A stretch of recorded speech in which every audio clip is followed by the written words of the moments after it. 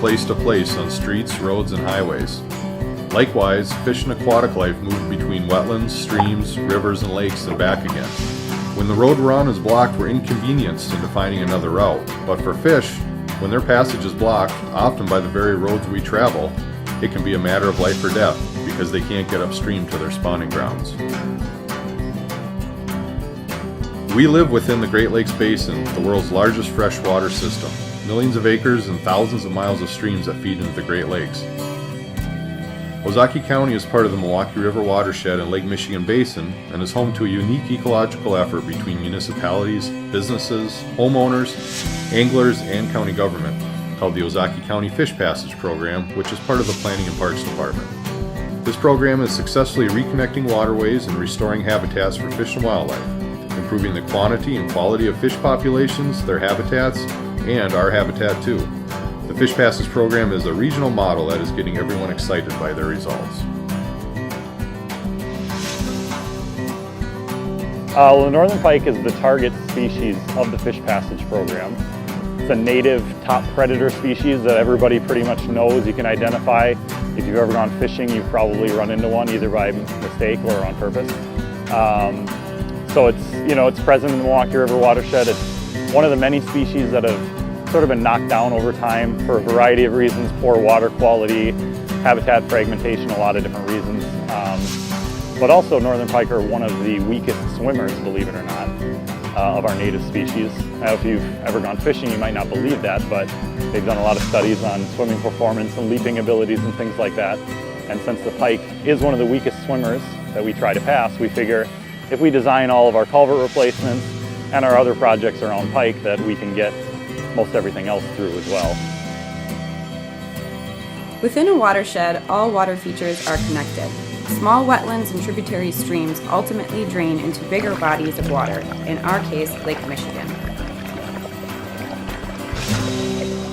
The Fish Passage Program undertakes many projects, but the first step is completing inventories.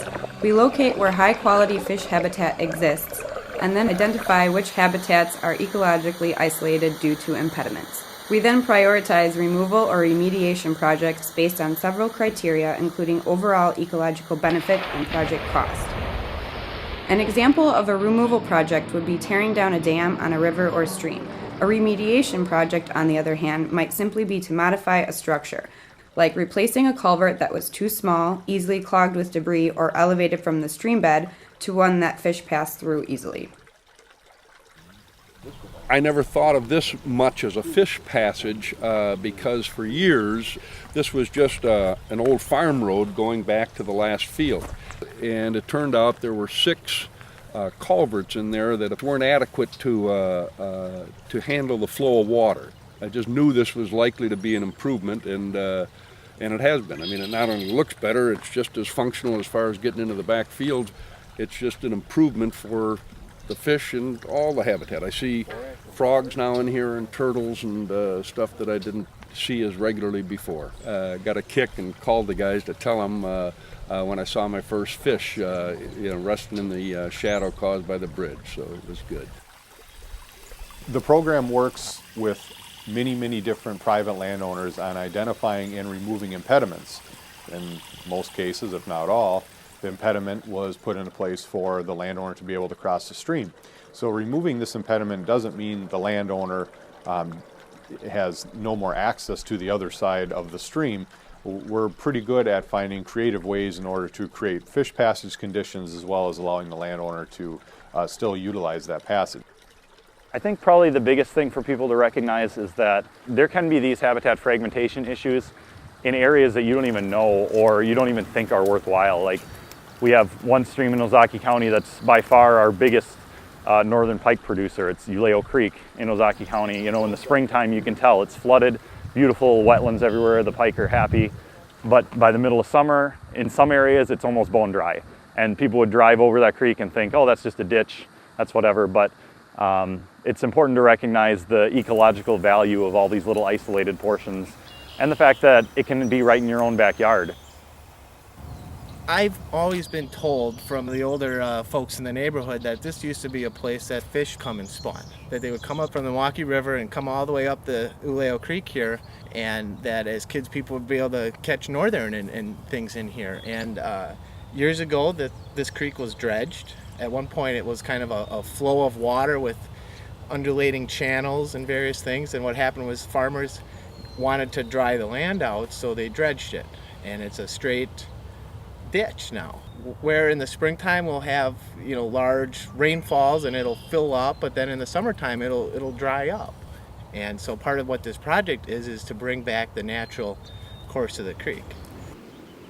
With Mequon-Thiensville, where we actually addressed another community concern. In this case, we have a local dam on the Milwaukee River, and we looked at alternatives to fish passage at the dam. So obviously one was dam removal, which the community discussed, but another one, and it was a unique opportunity, was put in a fishway. Very different than what others have heard about fish ladders out west. It's not so much a staircase, is it that we created a natural stream channel that would make up the elevation difference of the dam. Politically, there wasn't a lot of will to remove the dam. We needed an idea to fix up the area of an old mill pond, and the mill pond itself was somewhat of a nuisance with weeds and bugs and things, but we also needed to return the river to a healthy state as if there were no dam here. So by a fish passage, the native fish can pass through the system over the dam and get to their natural spawning areas. I used to fish for steelhead around the island. You had to really be careful wading, because the way that dam was built, the fish would be there. You could watch them try to clear it, but you couldn't get out more than maybe 4 or 5 feet from the point of the island, because she really dropped down, and dropped down quick. So yeah, it's changed a lot, and it's all for the better as far as I'm concerned. Fishing is a huge recreational and sort of tourism industry for the state as a whole. A lot of these communities along the river that we have in Ozaukee County, they depend on things like the tourism angle. They identify themselves as a river community, water-based community, and a lot of the recreational pursuits that go along with that are, they're hand in hand. We do a lot of things where we encourage anglers to get in touch with us. We have some of our fish tags that actually are on the outside of the fish, and we encourage people to call in and tell us when they catch those fish and help us track fish movement across the watershed. One of the biggest efforts that we undertake every summer and fall is our what we call our electrofishing surveys. It's largely a volunteer effort, and then our staff is there to oversee and supervise and everything. But it's a fish monitoring approach that allows you to basically wade through the stream, collect fish in nets as you're going, use an electrical field to draw the fish towards you, and basically allows us to get a sense for what the fish community is like within a certain stretch of the river.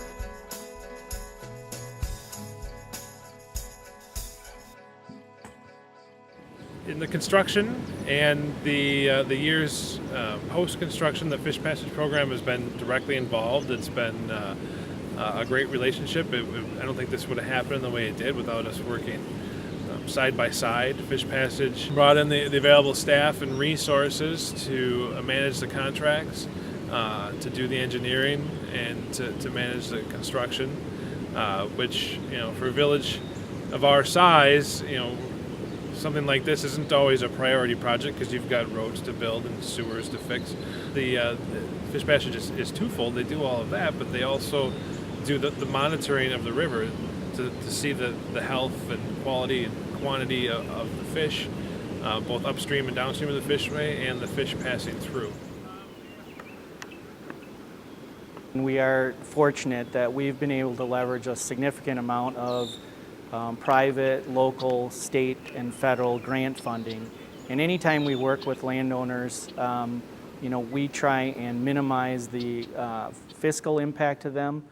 That is the case with businesses too. So a lot of these businesses are actually legally liable for some of those impediments. And so we're trying to help alleviate that liability by helping fund some of these projects with local businesses, local landowners.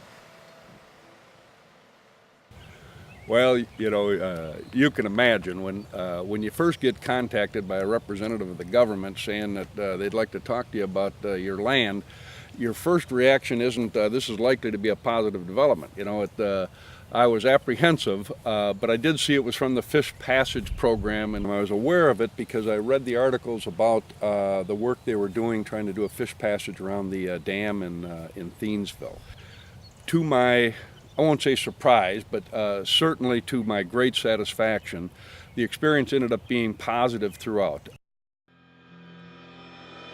We always talk about how this program is a model, essentially, for other counties, other municipalities, other regions to really jump in and go with. You know, there's going to be, whether it's county governments, state governments, whoever, you know, nonprofit groups that are going to be trying to do these types of projects. And not to sound biased or anything, but I think that the Ozaukee program has really figured out how to get these things done right, and we use all the federally accepted standardized methods for identifying barriers. It's all very repeatable from place to place.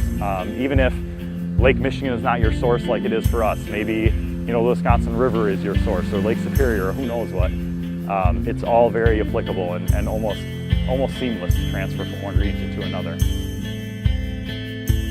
I've seen what they've done with what looks like small projects where they've been doing a lot of culvert work on the little streams that feed this main river, and that has improved the flow of the water. I'm sure there are fish that have come up in there now to spawn in spring. Last year I fished a stretch from the bridge up above there through all this shallow, fast water, and in about 2 hours I had 40 fish or better. There's just everything they've done is, as far as I'm concerned, is money well spent. Conservation has to be something that's passed down from generation to generation, and even if, you know, kids don't end up working in the field of natural resources or something like that, they can keep tabs on things for us. You know, there has to be that mindset for these types of things to be a long-term solution. You know, we can go in and pull dams and fix culverts all we want, but if 25 years from now the next generation doesn't care about that stuff, you know, all those fixes could be reversed or made even worse. You know, it has to be something that's hereditary for long-term success to really be there. But kids, you know, nowadays, you know, right now when they're out there, you know, they can get out there, they can go fishing, they can see the valuable natural resources that we have right out in our own backyard.